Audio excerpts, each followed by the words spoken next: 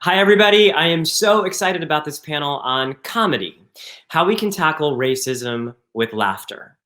Now, in addition to AAPI Heritage and History Month, May is also National Mental Health Awareness Month. And after the difficult year we've all had and the collective trauma that we've all endured, it has been so important to come together and have people like our panelists who use comedy to take on challenging issues. So please join me in welcoming Aparna Nancherla, Hari Kondabolu, and Bowen Yang. Hi, everybody. Hi. Hi. Hello. I'm just going to give our audience a brief background on you, although I'm sure that they already know who all of you are. Aparna has acted on Inside Amy Schumer, been a writer for Late Night with Seth Meyers and W. Kamau Bell. She voices shows like The Great North. She has done countless stand-up shows, and her comedy album, Just Putting It Out There, is one of the funniest albums you will ever hear. Hari is also a stand-up comic, actor, filmmaker, and podcast host. His comedy covers race, inequity, and Indian stereotypes. He also wrote for Totally Biased with W. Kamau Bell and is the creator of the documentary film The Problem with Apu. Bowen Yang is most well known for starring on Saturday Night Live, but he was also on the writing staff before he was promoted to on-air cast back in 2019. He co-hosts a comedy pop culture podcast, Las Culturistas, and co-stars in the hit Comedy Central show, Aquafina is Nora from Queens. All right, hi everyone again. Hello. I just want to say that my involvement with W. Kamau Bell is that I watched his show when it was on. There you go. That we definitely needed that number. Yeah, that definitely kept us going another couple of weeks. Yeah, great. So listen, I just want to jump right in with all of you. It's been obviously a really challenging time for our communities. I want to ask each of you, how do you see the value of comedy and your work during difficult times? And how can comedy be used to tackle really big things like racism? And Aparna, I'll start with you. Yeah, I mean, I think you hear this a lot, but I think comedy as something that unites people is often a good gateway into more difficult topics. I think it helps people feel a little bit less on edge because a lot of these things are, prickly and can be divisive. And I think comedy is one way into kind of opening up these conversations. Totally. Bowen, what do you think? Yeah, I agree because I think a lot of comedy is subtextual, and anytime someone's able to like Trojan horse in an idea through something that's like front loaded in a comedic way, I think that's like a really good delivery system. Yeah, I agree with what Bowen and Aparna said. I think people don't want to be preached at. That's not effective. But because there's a promise of a punchline with comedy, people are willing to listen to that setup. And that setup is where the information often is. And that gives us a lot more room to work and talk about things because people assume they're going to laugh at the end. And if they're wrong, they get upset. I mean, I think all three of you touched on this idea of comedy kind of putting people at ease. I want to get into some more specifics with each of you. So Bowen, you're killing it on SNL. It seems like every sketch you're a part of goes viral. But I want to talk to you particularly about the Weekend Update sketch that you did as Asian cast member Bowen Yang. You so poignantly asked people to do more, and you encouraged Asian Americans and Pacific Islanders to fuel up. So I guess my question to you is, did you feel pressure as the Asian American cast member to create this segment? What was the process for you getting it on air? Why was it important for you to do this segment? It's funny that the whole the whole process for that was very textured, I guess, or it was just I remember going into that week. We had just come off a break from the show, and I think the Atlanta shootings had just happened maybe the week before or 2 weeks before the first show back, and it felt like there was this invisible hand that was like trying to like see if I could like wring any sort of comedy out of, again, like a really just a dark situation. And I think, and I kind of pretty early on into the piece kind of point that out, that it's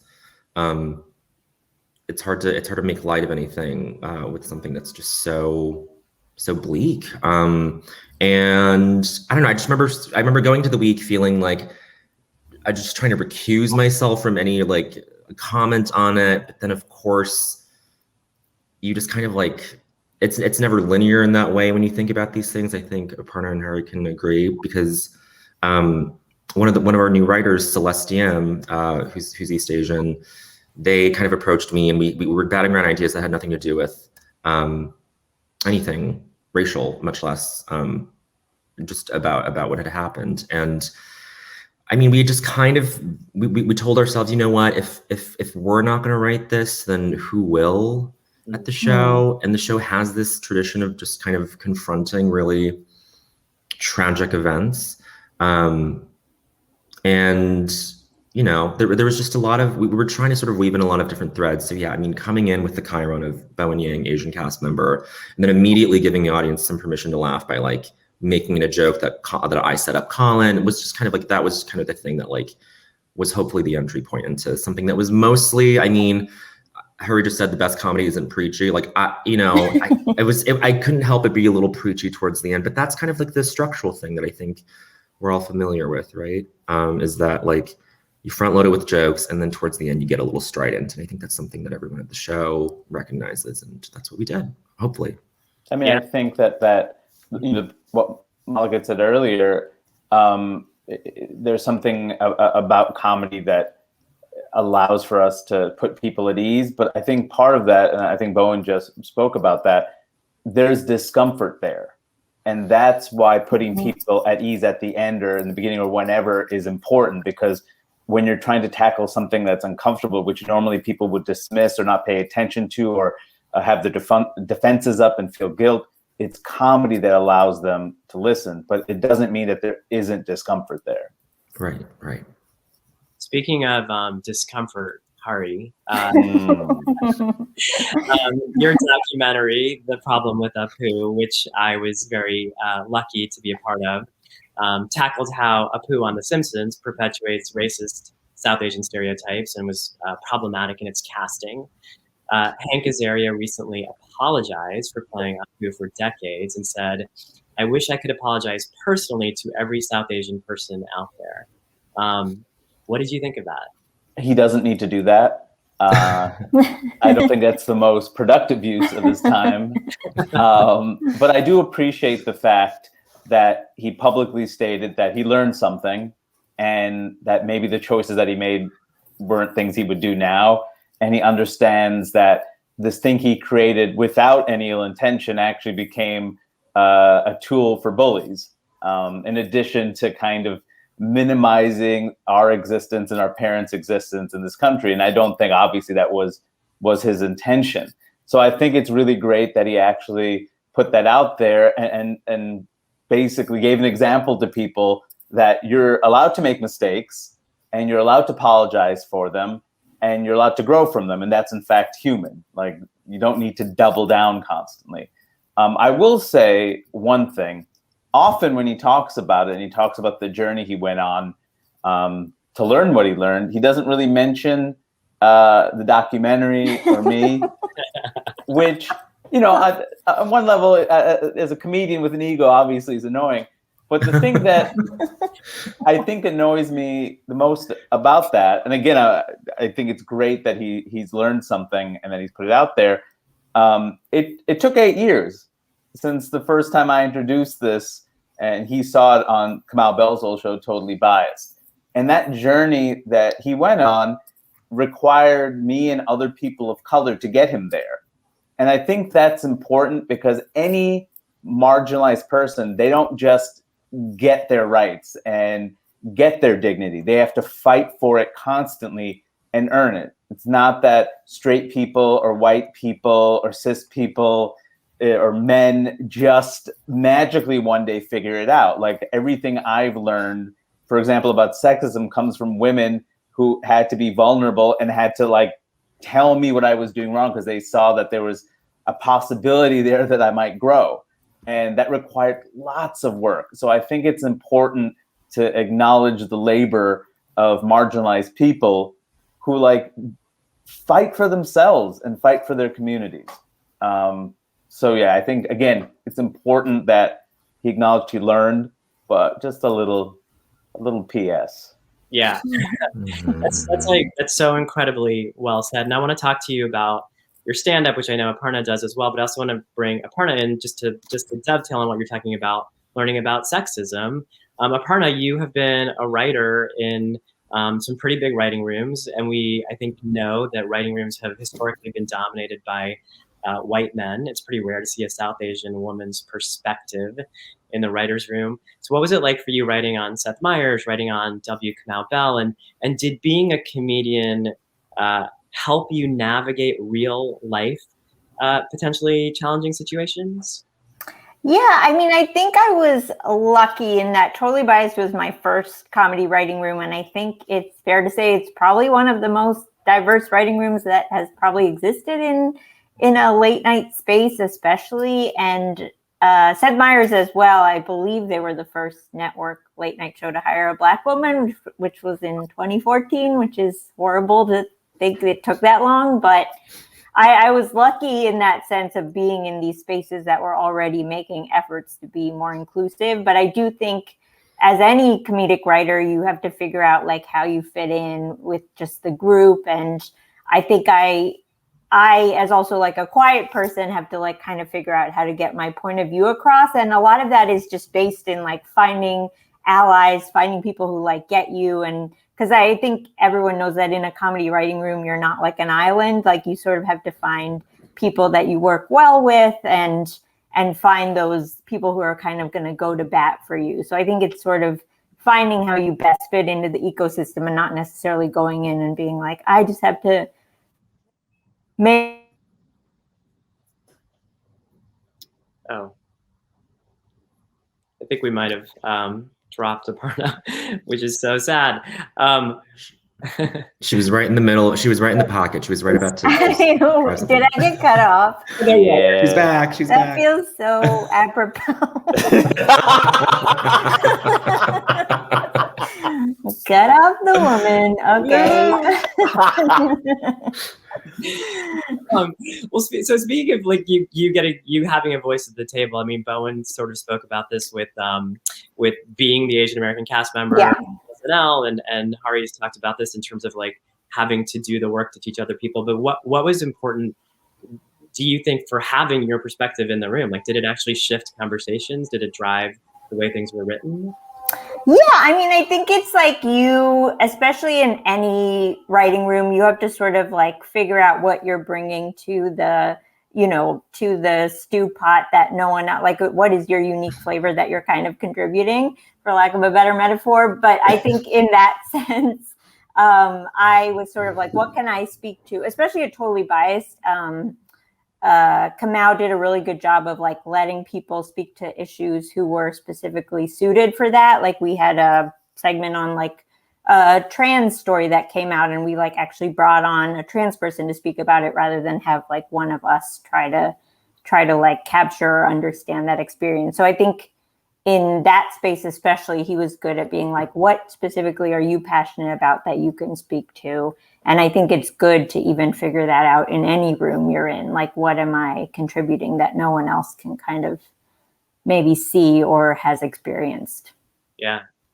Speaking of Bowen, you're doing something pretty remarkable on SNL in terms of the fact that you're not only Asian American, but you're queer, and you seem to so unabashedly embody these roles that allow you, I think, from the outside anyway, to use so much of your identity, even though you're inhabiting very often very big, broad characters. What is it like having, SNL is arguably one of the hugest comedic platform around. What is it like being able to bring those perspectives to that show? It's very, it's very like, I don't know if this is the right word. It's honoring. Like, I feel like it's something that like, that I should just sort of like honor. It's I'm not the one being on. I have to do the honoring. Does that action make sense? Okay, so that's how it feels, and it's exactly what Aparna was saying. And as someone who loves stew, I really like that metaphor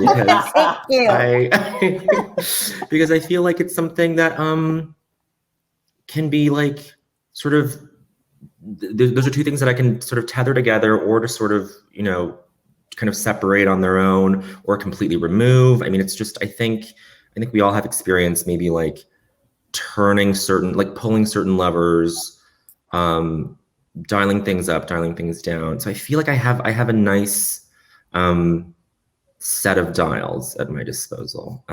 So yeah, that's really nice.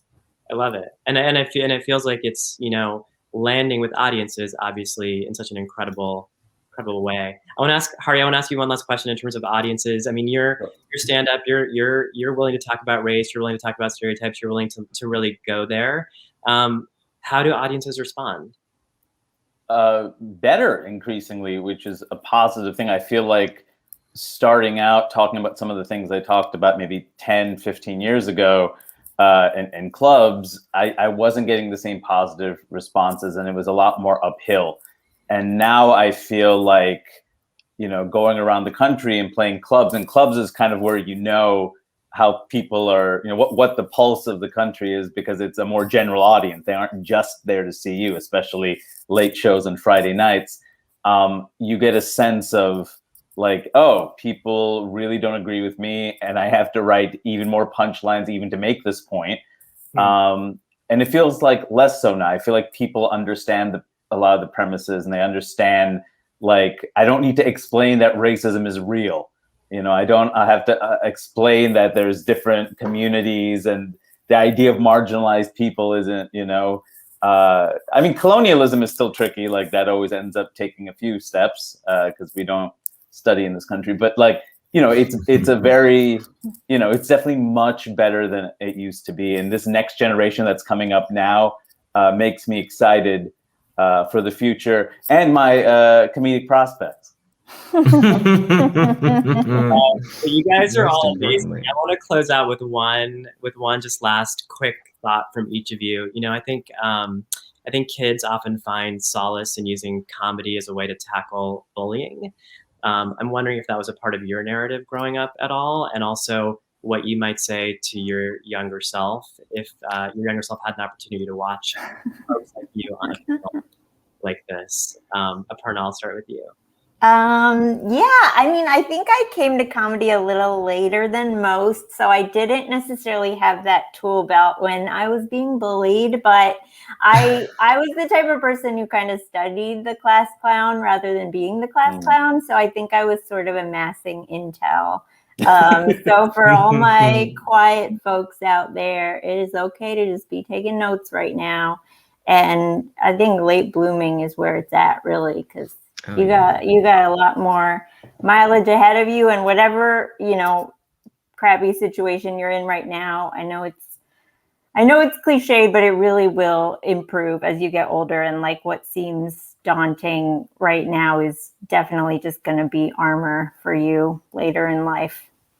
And hopefully the internet too has opened up. I know the internet is like good and bad for sure, but at least it does seem like a positive side of it now for the younger generation is just their world being a bit bigger and knowing there are people like them out there that I definitely did not when I was their age. Thank you. Hari? As someone who used self-deprecation a lot, when I was being bullied and made fun of for whatever reason, because of my weight or color or culture and stuff, I usually tried to fight back by making myself the punchline. And by making myself the punchline, I got to ease some of the tension. And I kind of regret it now. I think that did a lot in terms of hurting my own self-esteem. The things I perceived as weaknesses are actually strengths. They're what make me unique. They're what has helped me on this journey. And so, talking to my younger self and whatever young people are watching this, you don't need to harm yourself or other people to get laughs. And that isn't the way to approach it. There's so much in the world that you can make fun of and be funny about, and you don't need to bring yourself down as a way to lift yourself up. Mm-hmm. Amazing. Bowen? I kind of relate to what Aparna was saying, where the way I used comedy growing up was not even just to like guard myself against bullying, but it was just to like be able to go into school the next day and like just quote jokes back. Like it was not like original material, but I would just quote stuff, and then that was a way to ingratiate myself with people. And then yeah, of course, like I kind of had this like Rolodex of quips when people would bully me. But then I think over time, like sort of it's the armor. Comedy is the armor, but then over time, especially now, like, you know, I'm hearing a bunch of wild things from all sorts of people. I think we all four of us are. Sometimes it's like, wait, where did this come from? But now when that stuff happens, I'm kind of okay. I kind of don't need to like swipe back because I'm just like, oh wait, like I don't need to. Comedy is no longer the armor. It just becomes like something that's imbued in you, and then you can just sort of unequip whatever sort of thing you're wearing. That metaphor doesn't track at all. I'm so sorry. I think I understood it. The idea of that, like, okay. Sure. Where you don't have to shield yourself. You could just be yeah. There you go. Listen, you all, thank you so much for being here today. Thank you for sharing your unique perspectives to all the young people that are watching, and thank you for reminding us that laughter is a useful tool in tackling racism and challenges. And thank you so much for being here. Absolutely. Thanks, Malik. Thanks, everybody. Thanks, everyone. Thank you.